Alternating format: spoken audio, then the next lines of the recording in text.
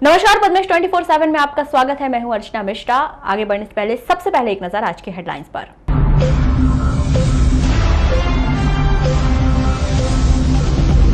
आपसी रंजिश में हुई युवक की हत्या, पुलिस ने किया 3 आरोपियों को गिरफ्तार।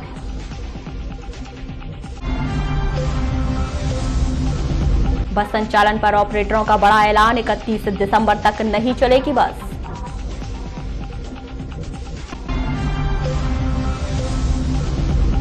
बदहाली की मार झेल रहा बीएसएनएल टेलीफोन कार्यालय, जर्जर बिल्डिंग के नीचे काम करने को मजबूर कर्मचारी। निजीकरण के विरोध में विद्युत वितरण कंपनी के कर्मचारियों ने किया विरोध प्रदर्शन, जताया विरोध। और अब खबरें विस्तार से। शहर के वार्ड नंबर 1 ढीमर टोला निवासी आशीष वाहने उम्र 21 वर्ष की रविवार और सोमवार की रात्रि करीब 12 से 1 बजे के बीच में 3 युवकों ने सागौन वन में हत्या कर दी थी। हत्या की वजह आपसी रंजिश में हत्या बताई जा रही है। परिजनों की निशानदेही पर पुलिस द्वारा तीनों आरोपियों को गिरफ्तार कर लिया गया है। घटना के तुरंत बाद ही मृतक की मां शशिबाला वाहने ने सीधे 3 युवकों का नाम लेते हुए आरोप लगाया था कि रात में आशीष घर पर बैठा हुआ था। इस दौरान उन्होंने घर से उठाकर उसे ले गए थे और सागौन वन में ले जाकर उसकी हत्या कर दी थी। घटना कुछ नहीं सर, खाना वाना खाया था, पेपर दे रहा था, पढ़ाई कर रहा था, तो आंगन में टहल रहा था। हम जस्ट अंदर गए थे तो मिसेज के साथ में था अपने, तो घूम रहा था, तो वो पानी के लिए अंदर गई। तो ये जो पवन और ये राजा और ये आदि, ये जिनसे कोई दुश्मनी नहीं थी, लेकिन दुश्मनी थी बलून नाम मेसराम, गौरी शंकर नगर से 1 साल के पहले से ही थी। और इसके पहले वो 17-18 लड़के लेकर के भी आया था और मारा भी था घर में हम लोगों को। तो हॉस्पिटल में जब भी 8 दिन तक के भर्ती रहा, फिर जेल में भी रहा वो, फिर जमानत हुई और उसने अभी 1 साल से पुरानी रंजिश निकाला। पर ये मरा है बलून मेसराम के ही, इससे उसी के ही भेजे हुए लड़के थे। अच्छा, तो मारा किन किन ने था इनको? इसको पवन ने मारा, मेहतर लड़का, और राजा और आदि, 12 के 1 के बीच में आंगन से ले गए।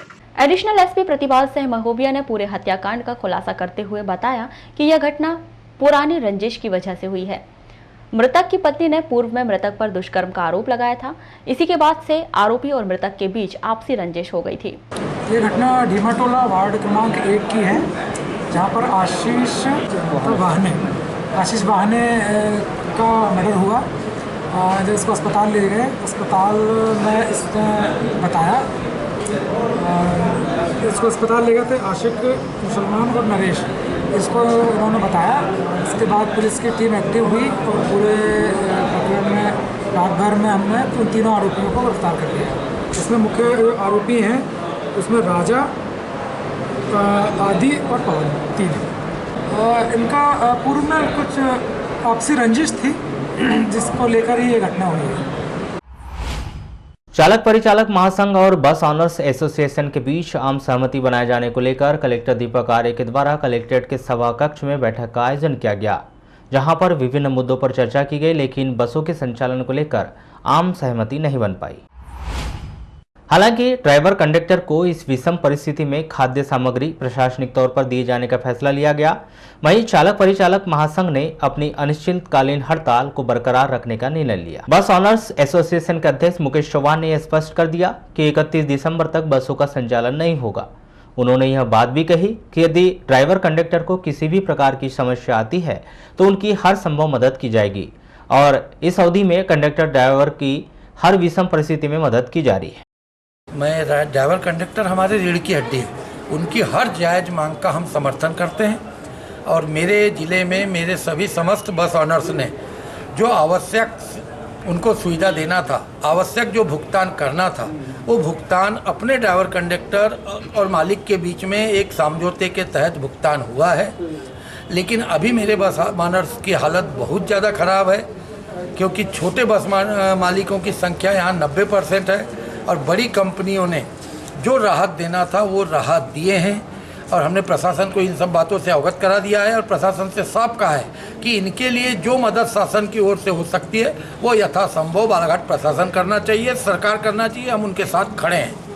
चूँकि इनका कहना है कि जो बीते दिनों बसें खड़ी रही कुछ महीनों से, उस दौरान का जब तक इन लोग को पारिश्रमिक नहीं मिलेगा तब तक ये बसें चालू नहीं कर रही हैं। ये दो लोगों के बीच का एक समझौता है। फिलहाल हम बस ऑनर वहीं चालक परिचालक महासंघ के अध्यक्ष योगेश यादव ने कहा कि जब तक चालक परिचालक की आर्थिक तौर पर मदद नहीं की जाती तब तक वह अपनी हड़ताल बरकरार रखेंगे। इसमें तो कुछ संतुष्ट है और कुछ संतुष्ट भी नहीं हो पाए हैं अभी हम, क्योंकि हमारी जो मांगे थी कि हमें खाद्य सामग्री वो उपलब्ध कराई जाए, तो माननीय कलेक्टर महोदय ने आश्वस्त कर दिया है उसके लिए। तो लेकिन लॉकडाउन का जो हमारा पारिश्रमिक था उसके लिए जब बात आई तो माननीय कलेक्टर महोदय ने अभी भी कहे हैं कि बोले अगर कहीं एमपी में दूसरी जगह हुआ है, जो कि ग्वालियर में हुआ है, तो वो जहां हमारे पदाधिकारी है ग्वालियर में, उनसे चर्चा करके जो वहाँ की जो लिखित जानकारी है वो लाके हम कलेक्टर महोदय को अवगत कराएंगे। कहा कि ये थ्योरी में अच्छा लगता है, प्रैक्टिकल में नहीं लगता। मैं आज कह रहा हूँ कि कोई भी चालक परिचालक अभी 2 दिन बाद उनके पास में 1000 रुपये मांगने पहुँच जाए, ये नहीं देंगे, ये नहीं देंगे। क्योंकि देखिए यहाँ माननीय कलेक्टर महोदय के सामने बोलना, इनने हाथ जोड़ लिए, लेकिन ये वहाँ पर जो है जब इनके काउंटर पर जाएंगे, इनके ऑफिसों में जाएंगे इनसे सहायता मांगने, तो ये लोग सहायता ना आज तक किए हैं और मैं दावे के साथ कह सकता हूँ कि आगे भी नहीं करेंगे ये। तो यानी कि आपकी जो हड़ताल है वो जारी जी जी जी, हमारी हड़ताल जारी रहे। एसडीएम केसी बोपचे ने कहा कि इस बैठक का एक ही मकसद था कि दोनों संगठनों में सामंजस्य की स्थिति कायम की जाए। उन्होंने कहा कि बैठक में विभिन्न मुद्दों पर चर्चा हुई थी, जिसमें चालक परिचालक को खाद्यान्न पर्ची के माध्यम से खाद्यान्न दिए जाने पर सहमति बनी है। जैसे आप लोग मालूम है कि इस समय बसों का परिचालन बहुत कम मात्रा में हो रहा है। लॉकडाउन के बाद से मैंने जो चालक परिचालक भी मैंने अपनी मांगों पर ज्ञापन दिया है। तो आज इसी परिप्रेक्ष्य में दोनों पक्षों को बुलाया गया था। उसमें हमारे शासन के भी कुछ अधिकारी थे, जैसे इनका जो अनाज, जैसे कुछ अनाज चाहिए जिसको राशन, इसलिए मैंने श्रम अधिकारी और फूड ऑफिसर को बुलाया गया था। तो उसमें ये हुआ कि जो हमारे चालक परिचालक हैं उनको सबको जो शासन की पात्रता के अनुसार उनका जानकारी कंप्लीट करके जनपद और नगर पालिका के माध्यम से उनको वेरीफाई करके राशन की पात्रता पर्ची जारी की जाएगी, एक ये। और दूसरा जो चूँकि इस समय मैंने बस एसोसिएशन, जो बस मालिक एसोसिएशन की स्थिति खराब है और चालक परिचालक भी खाली बैठे हैं, यदि उनके पास ऐसा कोई दिक्कत आती है, परेशानी आती है, तो उसको संबंधित बस मालिक जिसके यहाँ काम करता रहा है वो उसको हर संभव मदद करेगा। ये 2 बातें तय हुई है। और कोरोना संक्रमण काल में सबसे महत्वपूर्ण महती भूमिका अदा करने वाले आयुष चिकित्सक एवं आयुष कर्मचारियों के द्वारा अपनी लंबित मांगों को पूरा नहीं किए जाने को लेकर इन दिनों बहुत अधिक आक्रोश व्याप्त है। इस कारण उनके बीच 2 अक्टूबर गांधी जयंती के दिन से हड़ताल पर जाने की सुगबुगाहट बड़ी तेजी से सुनाई दे रही है। इसके लिए बाकायदा आयुष कर्मचारियों के द्वारा प्रदेश के विभिन्न जिलों में अपने साथियों से रोजाना चर्चा कर योजना तैयार की गई। हालांकि उन्होंने अब तक अपने पत्ते नहीं खोले हैं और न ही इस बात की सूचना अधिकृत रूप से अधिकारियों व मीडिया को दी है, लेकिन सूचना यही मिल रही है कि आगामी 1 या 2 दिन के भीतर उनके द्वारा इस बात की घोषणा कर दी जाएगी कि वह हड़ताल पर जा रहे हैं, जिसके बाद कोविड की व्यवस्थाएं पूरी तरह से चरमरा जाएगी। आपको बता दें कि प्रदेश शासन के द्वारा चिकित्सकों और मेडिकल स्टाफ की अधिक आवश्यकताओं को देखते हुए प्रदेश भर में भर्तियां की। इस दौरान बालाघाट जिले में भी लगभग 35 से 40 चिकित्सक नौकरी करने आए। हालांकि इनमें से कुछ चिकित्सक अपनी निजी कारणों की वजह से नौकरी छोड़कर चले गए। इसी तरह आयुष का अन्य स्टाफ भी वर्तमान समय में कोरोना के लिए सेवाएं दे रहा है। बालाघाट जिले के भीतर ही आयुष चिकित्सक और कर्मचारियों की बात की जाए तो कोविड की पूरी जिम्मेदारी इन्हीं के कंधों पर है। ऐसे में यदि आयुष चिकित्सक और कर्मचारी हड़ताल पर गए तो व्यवस्था बहुत बदतर हो जाएगी। बालाघाट जिले के वर्तमान में जिला अस्पताल के आधा दर्जन से अधिक चिकित्सक स्वयं मुख्य चिकित्सा एवं स्वास्थ्य अधिकारी क्वारंटाइन में है। ऐसे में अंदाजा लगाया जा सकता है कि आयुष चिकित्सक अपनी कितनी बड़ी भूमिका अदा कर रहे हैं। अब देखना यह है कि 2 अक्टूबर से क्या इनकी हड़ताल शुरू होती है, क्या प्रदेश शासन उसके पहले इनकी मांगे पूरी कर लेता है। बालाघाट संभाग के अंतर्गत केंद्र शासन द्वारा विद्युत विभाग कंपनियों के निजीकरण के संबंध में जारी ड्राफ्ट स्टैंडर्ड बिडिंग डॉक्यूमेंट का पूरे जिले और प्रदेश में विद्युत अधिकारी और कर्मचारियों के संगठनों द्वारा विरोध किया जा रहा है, जिसके परिप्रेक्ष्य में संभागीय कार्यालय मध्य प्रदेश पूर्व विद्युत वितरण कंपनी लिमिटेड बालाघाट में पदस्थ समस्त अधिकारियों एवं कर्मचारियों द्वारा काली पट्टी धारण कर विरोध प्रदर्शन किया गया। साथ ही अवगत कराया गया कि केंद्र शासन द्वारा उक्त ड्राफ्ट स्टैंडर्ड बिडिंग डॉक्यूमेंट वापस लेने या निरस्त करने तक अधिकारियों कर्मचारियों द्वारा अपने हितों की रक्षा के लिए यह विरोध प्रदर्शन जारी रहेगा। अभी यह काली पट्टी धारण का प्रतीकात्मक विरोध है जो आगे चलकर वृहद आंदोलन का रूप लेगा। केंद्र सरकार के द्वारा विद्युत कंपनियों को निजीकरण करने के लिए एक बिड डॉक्यूमेंट्स जारी कर दिए गए हैं, जिसके तहत सभी राज्यों को एक निश्चित समय अवधि में कंपनियों का निजीकरण किया जाना है। उसी कार्यक्रम में आज हमारे संभागीय कार्यालय में कार्यपालन अभियंता के मार्गदर्शन में विरोध स्वरूप सभी कर्मचारी अधिकारियों ने काली पट्टी लगाकर अपना विरोध जताया है और यह विरोध अनवरत जारी रहेगा। और जैसे हमारे उच्च कर्मचारी अधिकारी और संगठनों के द्वारा जैसा हमें समय समय पर जानकारी दी जाएगी तो ये एक उग्र आंदोलन के रूप में हम इसे 28 सितंबर को मूल निवासी संघ द्वारा जातिगत आधारित जनगणना नहीं किए जाने के विरोध में रैली निकाली गई और शासन के नाम जिला प्रशासन को ज्ञापन सौंपा।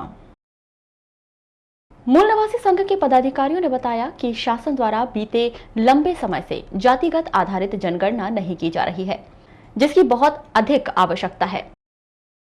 कोरोना के आड़ में रोजगार है, भाड़ में कोरोना के आड़ में रोजगार है, भाड़ में।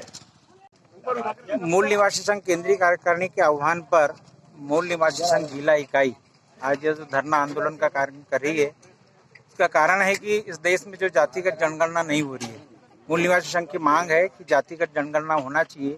जनगणना एक संवैधानिक व्यवस्था है और इसके तहत प्रत्येक 10 वर्ष में इस देश में जनगणना होती है, परंतु 1931 के बाद में आज तक जाति आधारित जनगणना नहीं हुई है। 1921 से लेकर 2011 तक सिर्फ जातिगत जनगणना का ढिंडोरा पीटा गया, पर वास्तविक रूप में जातिगत जनगणना नहीं हुई। 90 से 2000 के दशक में टेलीफोन हायर सोसाइटी का स्टेटस सिंबल माना जाता था। टेलीफोन घर पर लगवाने वाले पूरे मोहल्ले और कॉलोनी में किसी सेलिब्रिटी से कम नहीं हुआ करते थे। यही नहीं, टेलीफोन की 1 घंटी पूरे परिवार के साथ साथ पड़ोसियों का भी ध्यान अपनी ओर आकर्षित कर लेती थी। और ना जाने इस टेलीफोन की कितनी कहानियां और कितने किस्से हम आपके दिल में बसे हुए हैं। लेकिन आज ये टेलीफोन का बीएसएनएल कार्यालय अपनी बदहाली पर आंसू बहा रहा है। इस बदहाली की वजह समय के साथ टेक्नोलॉजी और मोबाइल युग को ही माना जा सकता है, और उसमें भी कहीं ज्यादा शासन द्वारा निजीकरण और निजी कंपनियों को बढ़ावा देना। शहर के विश्वेश्वरैया चौक स्थित बीएसएनएल कार्यालय आज गुमनामी और बदहाली के दौर से गुजर रहा है। समय के साथ साथ बीएसएनएल में कार्यरत कर्मचारी रिटायर हो गए या फिर सेवानिवृत्ति दिलवा दी गई। बचे हुए चंद कर्मचारी अधिकारियों के साथ बीएसएनएल इन दिनों अपने अस्तित्व की लड़ाई लड़ रहा है। हालात इतने ज्यादा खराब हैं कि एक समय शानो शौकत का प्रतीक माने जाने वाली बीएसएनएल की 3 मंजिला इमारत आज जर्जर और बदहाल स्थिति में है। छत से प्लाटर गिर चुका है, बावजूद इसके नीचे कर्मचारी की मजबूरी है कि उम्र के इस दौर में भी उन्हें भय के साए में काम करना पड़ रहा है। इस विषय पर जब हमने बीएसएनएल के अधिकारियों से चर्चा की तो उन्होंने कैमरे पर कुछ भी कहने से इनकार करते हुए कहा कि जो कुछ आपके सामने दिख रहा है वही सच है। ऐसी स्थिति में भी काम कर रहे हैं। पूरे समय दुर्घटना का डर उन्हें सताता रहता है। बावजूद इसके उनकी मजबूरी है कि कार्यालय में बैठकर काम करना पड़ रहा है। साथ साथ बीएसएनएल की इनकम इतनी कम होती जा रही है कि बीएसएनएल को दूसरे स्थान पर भी स्थित नहीं किया जा सकता, ना ही इस कार्यालय की मरम्मत के लिए राशि जुटाई जा सकती है। बालाघाट से पद्मेश 24/7 के लिए कमल कोडले की रिपोर्ट। तो ये थी अभी तक की खास खबरें। अगले न्यूज बुलेटिन के साथ फिर मुलाकात होगी, तब तक के लिए नमस्कार।